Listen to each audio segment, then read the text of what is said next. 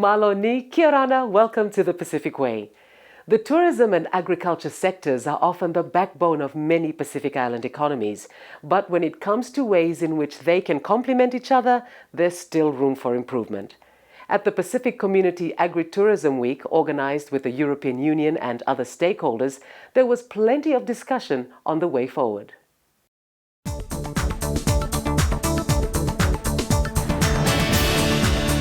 The Pacific Islands are renowned for their sun, sand and surf, a beckoning paradise for holiday seekers. Indeed, tourism has put the Pacific on the map, but there's another side to island life. For generations, agriculture has sustained the lives of Pacific people. It's the backbone of many small island economies, providing employment to 80% of island population and an important economic livelihood in rural areas. And the bounty harvests from the land and sea is appreciated in true Pacific fashion by those who call these shores home. But to the rest of the world, local cuisine remains by and large a hidden gem.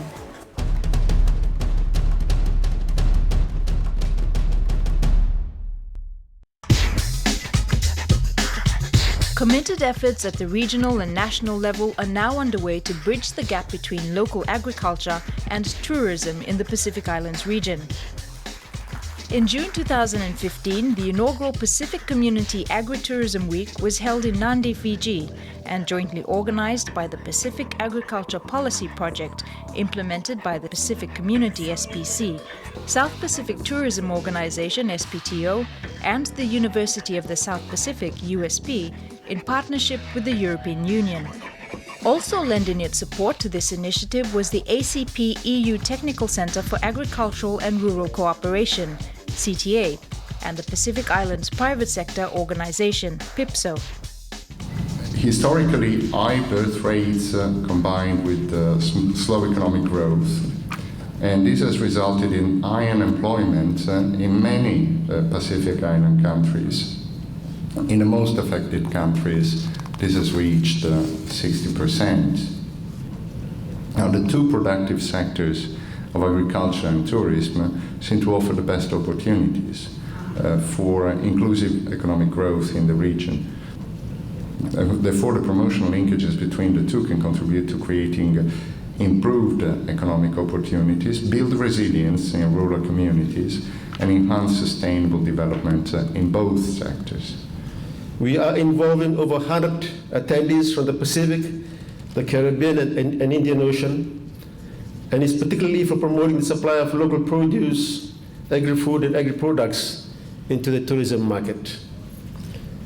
More local content on plates and more local agri-food products on offer for visitors, tourists, and the hotel industry means more income and employment opportunities for our farmers, suppliers, private sectors, and overall greater interest in the agricultural region, in the agricultural sector for our region. The tourism industry's future looks bright for the region. Revenue gained from visitors to Pacific shores is expected to reach $4 billion by 2019. However, up to 60% of the food and beverages consumed by our visitors are imported, providing an excellent opportunity for locally produced fresh produce to replace the imports. Farmers are keen to supply the hotel industry, but they need to organize themselves well to provide for this very discerning market. Yes, this whole week is about promoting agri-tourism. It's about connecting farmers or the supply of local food to the tourist market. It's about promoting food tourism as a destination. It ties very well with the project because it links to one of our key deliverables, which is about linking farmers to markets. The interesting thing with tourism in the Pacific and globally is that tourism is a domestic market. The demand by tourists or visitors for local food is on our shores. And so we do have the demand right there on our shores. We also have the opportunity for better livelihoods or for strengthening livelihoods. And then we also don't have the quarantine trade issues that's associated to exporting agri-produce to overseas countries. But this is a market that exists now, it exists on our shores, and there's a lot of opportunities, as we can see in the import balance figures. Unfortunately, at the moment, we're using a lot of imported stuff. There is a need for more local cuisine and local produce being used. It's an untapped potential area that we could do, because you see, we have the Chinese food cuisine that's very popular. You have Indian cuisine, you've got Malaysian. The Asian countries are very strong in food tourism and in promoting their cuisine. So it's something the Pacific can move towards in terms of being proud of promoting our own local food, because at the moment we're actually just promoting to our own people without increasing the awareness of our cuisine to the visitor that's actually visiting our shores.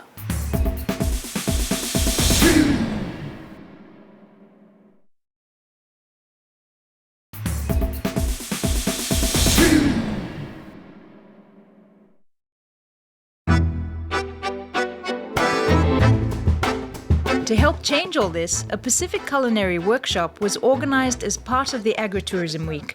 Colin Chung, an internationally renowned chef and one of 3 instructors for the workshop, is no stranger to the Pacific. He was tasked to get 20 chefs from around the region cooking up innovative ways to better sell local cuisine to the tourist market. And the first lesson actually begins outside of the kitchen. We went down to a place called Fiji Meats, for instance, and we did all that. They actually took a couple of carcasses reserved for us and broke it down, a beef carcass and a pork carcass. And I wanted them to see the different cuts of meat, first of all, that comes from an animal. And then the other thing was that what cuts that we as chefs don't normally use. And these are the less tender cuts that you need to actually braise, stew, and sometimes you can do that plus add a sauce or a glaze to it and barbecue it afterwards. Really actually suitable for the hospitality trade, much more cost effective, and it means you don't have to sort of import so much of the expensive overseas meats. So we did that, and that was really good. But at the same day, we also visited the markets. Coming from some of the outside islands, the other islands, they never seen stuff that we take for granted of.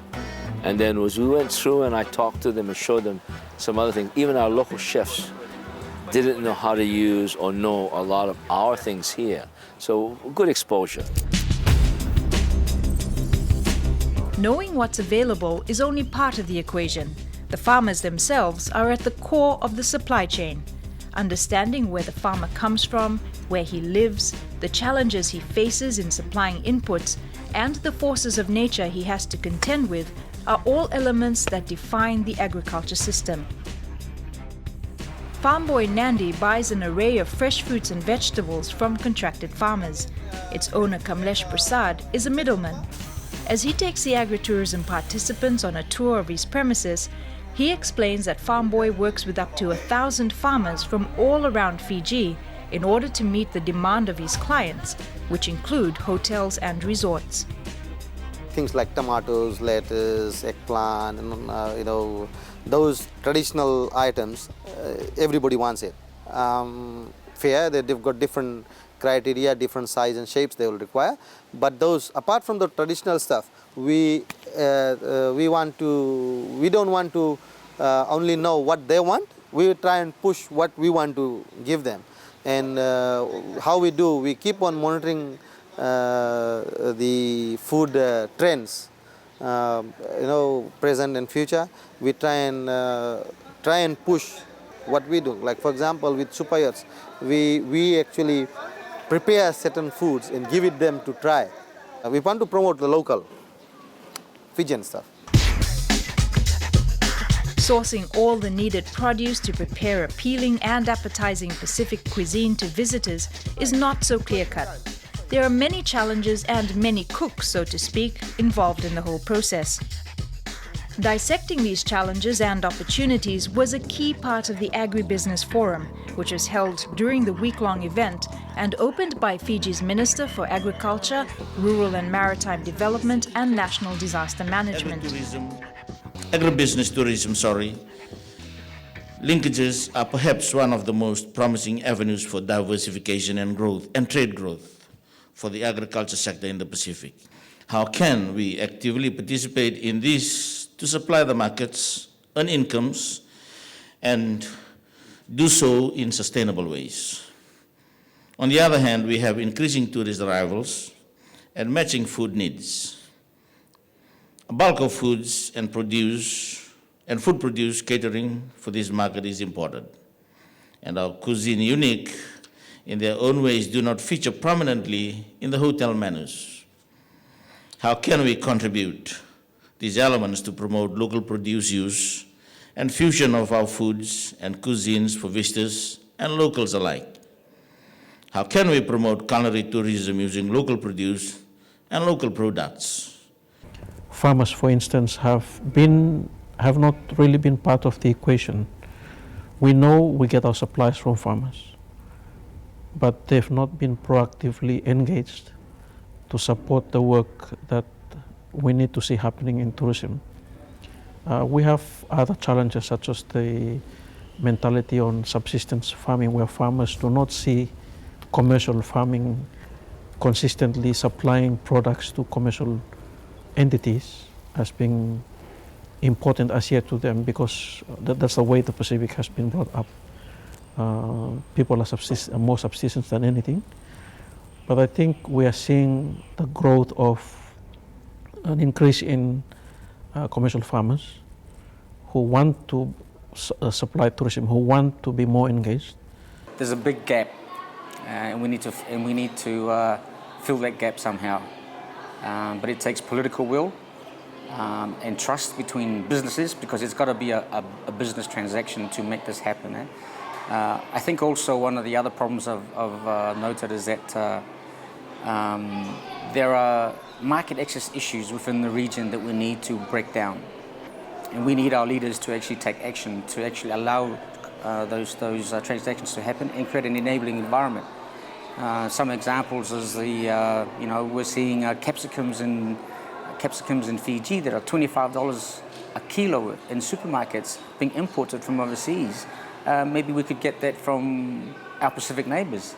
Watermelons into Apia, for example, there's a 20% tariff for something that they can hardly grow. No disrespect to Samoa, but these are the opportunities that we have here amongst our people, and the Pacific is too small. So I think the important thing here is that we need to collaborate and work together to secure the markets that we have for our Pacific people. From the Agribusiness Forum to the Buyer-Seller Mart and the Farmers Knowledge Exchange Workshop, one of the big advantages of hosting the Agri-Tourism Week was that it brought together a wealth of expertise, experience and knowledge in agriculture, business and tourism from right across the Pacific, the Caribbean and Indian Ocean.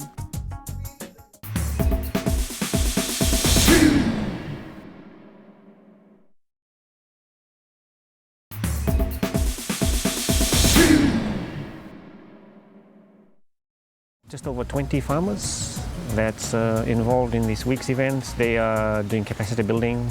They're learning what hotel better. They're learning tools and processes to better negotiate with chefs or buyers from hotels.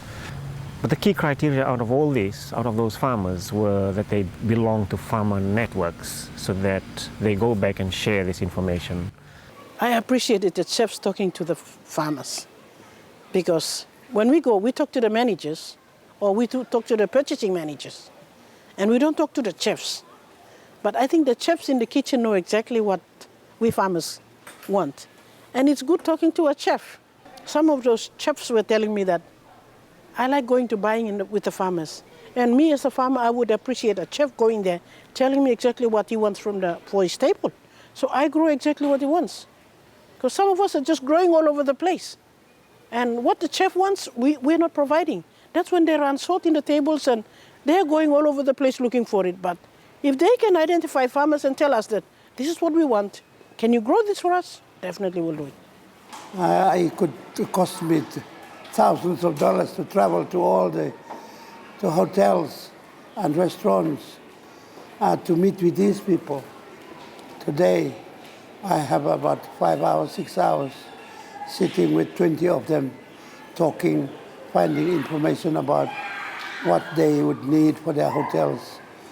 It exposes me to have a much broader line of thinking in helping my school, especially now I could include in my curriculum something like agri-business or agri-tourism course that trainees do expose themselves, and through that we can do exactly what we did this week by organizing meetings of trainees with restaurant owners, hotel owners, and even other people like hospitals, prisons, any organization that can provide a market for the produce of farmers. We talk about agriculture, we talk about tourism and the linkage, but we don't do enough. We talk about feeding ourselves, we grow the stuff, and we don't eat the stuff. What do we do with the stuff? We say we go on buy local campaigns, and it's the same in the Caribbean. It's no different. If you notice, when they have some advert, the children would repeat it and repeat it and repeat it and repeat it until it becomes real to them. So that is what we need to do. Just keep on advertising, encouraging, and that's what it's about. And it needs finance. Put some in buy local campaign, do T-shirts, do everything, buy local. Everywhere you look, it's buy local. And you start buying local and don't even realize you're buying local. Creating this vision of agri-tourism in the Pacific is one step. Sustaining it requires the interest and involvement of today's youth. An innovative way to strengthen links between youth and agriculture while also raising awareness on agri-tourism is through the promotion of social media and ICTs, which youth are naturally attracted to. When they came, we did a 2-day training. Now this training is, CTA has been doing a lot of Web2 training in the Pacific, but this one is focused mainly on how to use social media tools for reporting, like blogging, tweets, photos, videos, slide share, and also some aggregation and curation tools. It was quite intense, like they are exposed to the tool, and then we show them how you can use it for reporting specifically. For all their stories, what we really ask them to do is to bring out things that really came out, the substance from the session. Not just a typical speech from someone, but really think about it, give your opinion about it. So these kind of stories. Yeah. Lopez Adams is a jack of all trades. He manages a sports shop but is also involved in fisheries as well as organic farming back home in Vanuatu. He's here as one of 8 young social media reporters covering the Agri-Tourism Week. We've been blocking a lot of articles online, and blogging, we mean writing articles and posting them online. And the number of online viewers and people who are reading these blogs have reached more than 4 million people. That's massive. So that's a big exposure for Pacific communities. So we're very excited. My team, the social media team, are very excited about the outcome of these reports. Apart from social media, we are learning a lot from fishermen and farmers and all the sponsoring partners and financial partners like European Union. So I think it's really worthwhile coming here.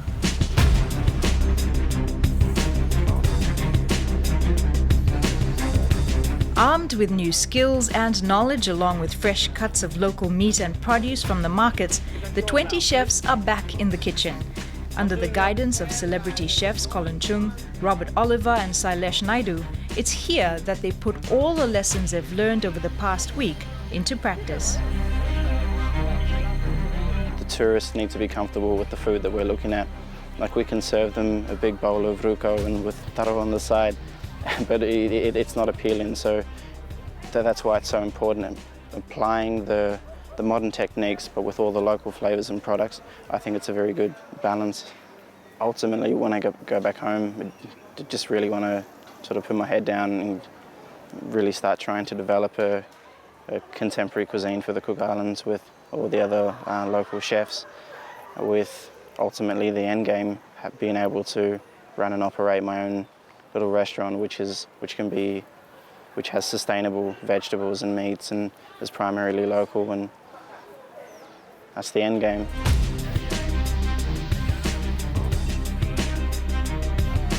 I've got this growing here and it just falls and rots, and now I know that I can go back and do this with whatever is growing in our backyard. So that's something, you know, I really enjoy doing.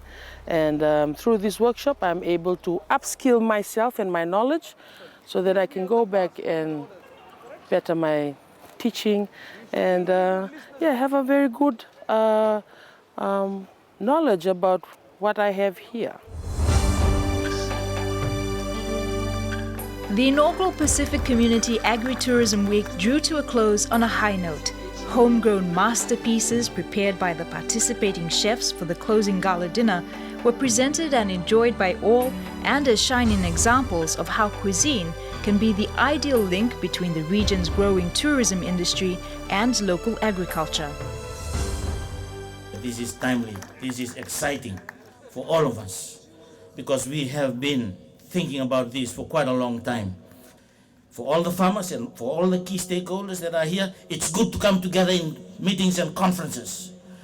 But what do we do after this? Is it going to be sustainable? It takes people. Let's cultivate the people. And we have started with the process.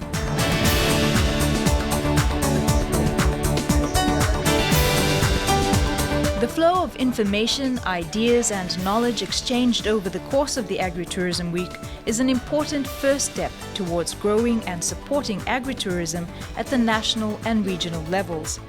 It provides but a taste of how Pacific cuisine can truly transform and invigorate both the local agriculture and tourism industries. By working together to sustain this vision, the Pacific region can better realize its goal of becoming a healthier population with healthier economies, while also sharing a healthy slice of our unique Pacific identity with the rest of the world.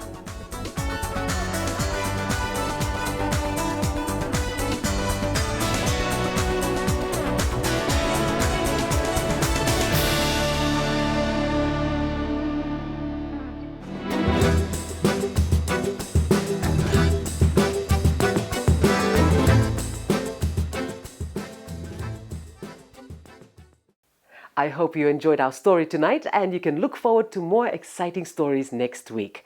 Remember to check out all our latest news and videos on the Pacific Community YouTube channel and the Pacific Way Facebook page. Until next week, tofa ni, koekia, kakite ano.